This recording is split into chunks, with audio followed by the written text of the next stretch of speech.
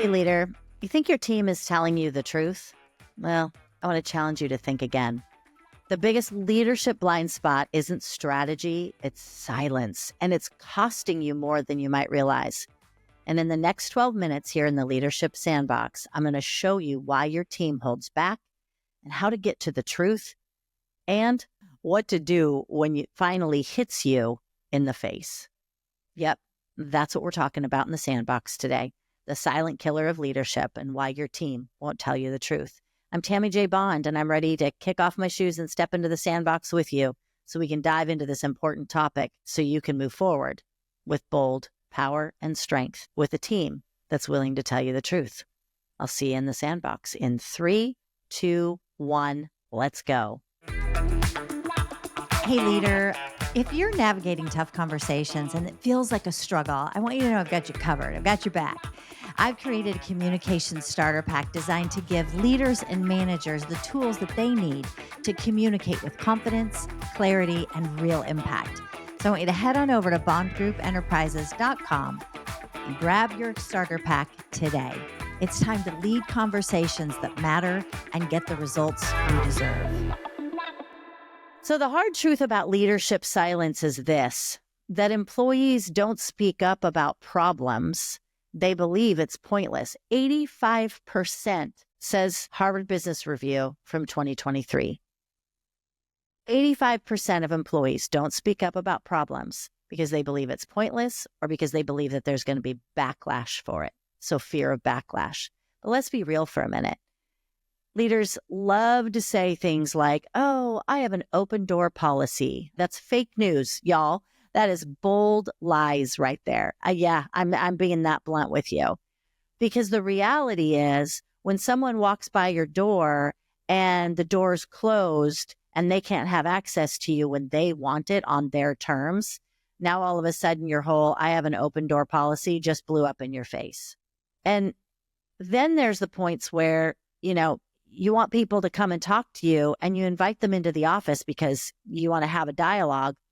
And someone walks in and they only tell you what, they think that you want to hear, right? Or they don't tell you what you need to hear. That's an issue as well. The truth is your team is filtering what they say to you based on how you react. So if someone has brought you an issue in the past and you overreacted to it or did nothing with that or didn't follow up with them to let them know how you were addressing the issues, they thought they just got a room full of crickets. So why would they bring it to you?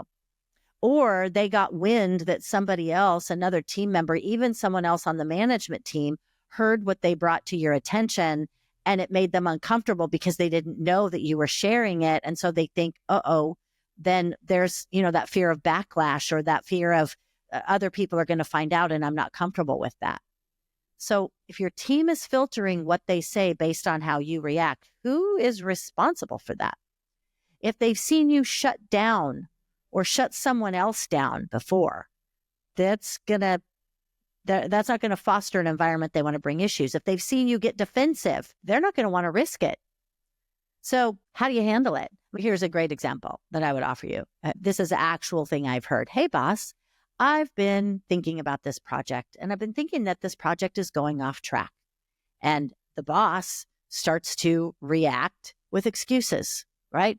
Blames other people, blames the market, whatever, or starts to blame the behaviors of other people on the team that's unrelated to the task at hand, right? They're dismissive of a concern. And that individual that brought that up probably isn't ever going to bring it up again. I've seen that happen where we blame, or especially if you want to share an issue with somebody, with your boss or with the leader about someone who might be that coveted favorite person on the team. They're not going to want to bring it up. That cost of silence that creates, that's bad decisions, that's missed red flags on your end, and that's keeping you stuck in an echo chamber of self only. Because no one's going to want to talk to you. So the bottom line is your team is watching how you handle the truth. And if you don't help them to feel safe when they're sharing it with you, they're not going to share it. So how do you break the silence without begging for feedback? And that's really important. That begging for feedback is important because I want people to feel that that's open, that there's the opening to bring me feedback, right? The fact is that 57% of employees say that their leaders react poorly to constructive feedback, says Gallup in 2023. 57%. That's over half, right? That's a large number of people that want to bring constructive feedback, but they won't because of how you've reacted in the past. Leaders make two big mistakes when trying to get feedback. They ask vague questions, weak questions, right? And they react emotionally instead of neutrally when they get the feedback. They take it personally. Their body language, they sigh, all of those things. That's a saboteur when it comes to seeking feedback. So if you want the truth, start asking better questions. And I'm all about, hello, can I get an amen for better questions? And here are some of those questions.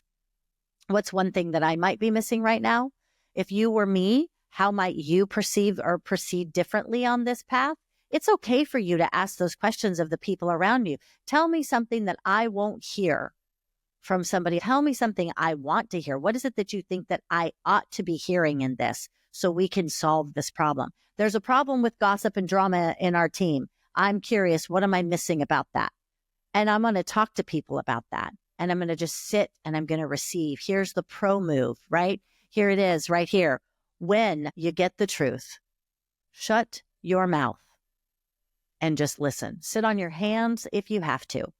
Do not go defensive. Do not defend. Do not justify. Just say, thank you. Tell me more. Thank you. Tell me what else. What else do you want to say? Great. It's okay, leader, to say, hey, wow, that was really bold feedback. I'm going to try.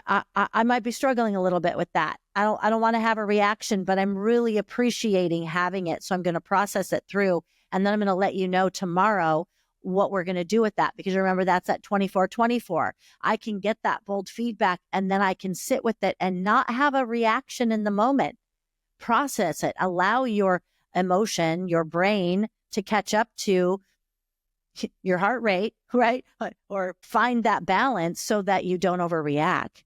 I've had leaders tell me, my team never tell me what I really think or what they really think.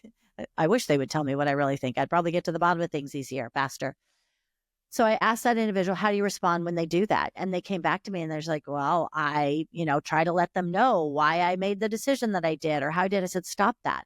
Because when you come back with all of the whys, that sounds like you're trying to justify your behavior, right? And so your team isn't going to tell you. And if you have all of the answers, why would they want to, right? So here's the other part of it. There's a no BS way to get truth from your team. And here's how we do that.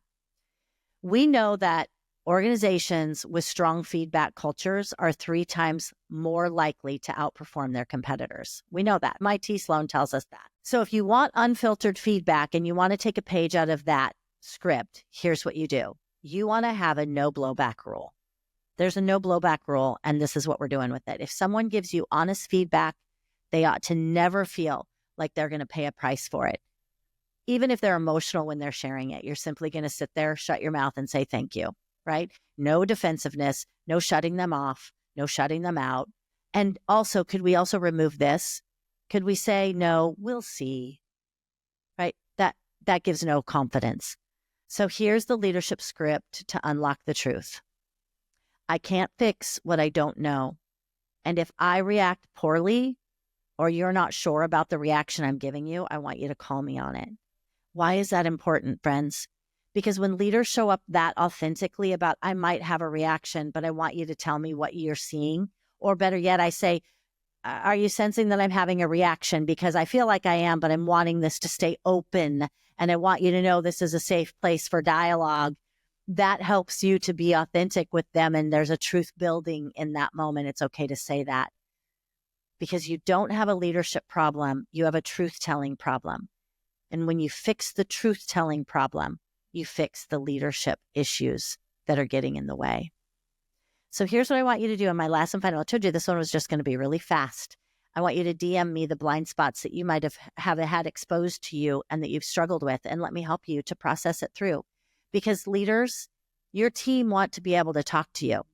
But if your team is silent, right? If you've got that 85% of employees not speaking up issue going on, that's a problem only you can fix. And it starts with you getting real with you first to fix it for them now.